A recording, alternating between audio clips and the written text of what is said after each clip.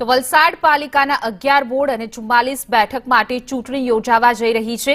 ચૂંટણીમાં પક્ષ ભાજપ કોંગ્રેસ ત્રણેય પક્ષે ચૂંટણીમાં ઝંપલાવ્યું છે। ત્યારે પાલિકા વિસ્તારમાં ગંદુ, અપૂરતું અને અનિયમિત પાણીની સમસ્યાને લઈ સ્થાનિક લોકો ત્રાહિમામ પોકારી ઉઠ્યા છે।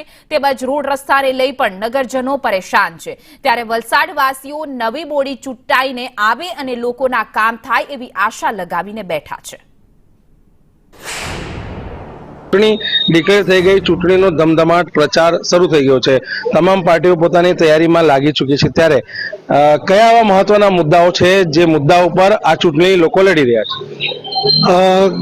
અમારા વિસ્તારની સૌથી પહેલા તો વાત એ કરીએ કે અમારો જે વિસ્તાર છે સ્લમ એરિયો છે, મોટો જથ્થો છે અહીંયા, તે અમારે ત્યાંની મોસ્ટ ઓફલી જે પાણીની સમસ્યા હોય છે તેના માટે અમે આગળ જે રજૂઆત કરશું કે અમારે ટાંકી ફાળવામાં આવે, જેથી કરીને કે લોકોને જે સમસ્યા થતી છે તેનું નિવારણ આવે। સૌથી પહેલો મહત્વનો મુદ્દો તો ગટરનો જ છે, જે ઘણા ટાઈમથી ઘણા બધા વિસ્તારમાં અને ઘણા બધા વોર્ડમાં ગટરનો સૌથી મહત્વનો મુદ્દો છે અને તેનો હજુ પણ સોલ્યુશન જેવો જોઈએ તેવો નથી આવ્યો।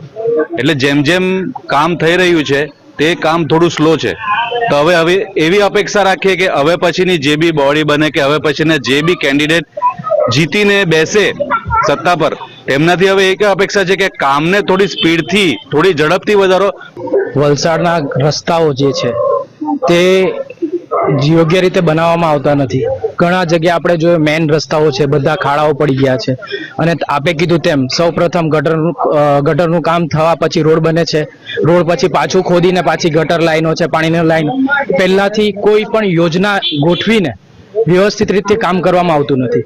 વોર્ડ નંબર 7માં ગટરની સમસ્યા, ડ્રેનેજની સમસ્યા, પાણીની સમસ્યા અને રોડની તો બહુ મોટી સમસ્યા છે।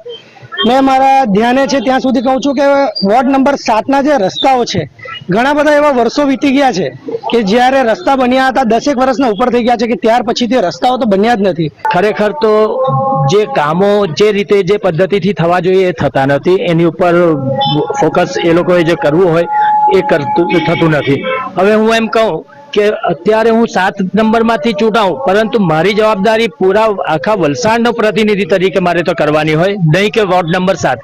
દરેક વોર્ડની અંદર જોવા જઈએ તો સૌથી મહત્વનો પ્રશ્ન જે છે ડ્રેનેજ અને રસ્તા, એ બે વસ્તુ છે। લુહાર ટેકરા અને ડોંડિયા ટેકરા ને આ બધું ઉપરવાસ છે, એની અંદર પાણીની સમસ્યા હતી અને હું વોટરવર્ક્સનો ચેરમેન પણ થઈ ચૂક્યો છું। ત્યારે પણ મેં એક ઠરાવ કરેલો ટાંકી માટે, જે અત્યારે શેરુભાઈએ આમાં રજૂઆત આપને કરી છે અગાઉ।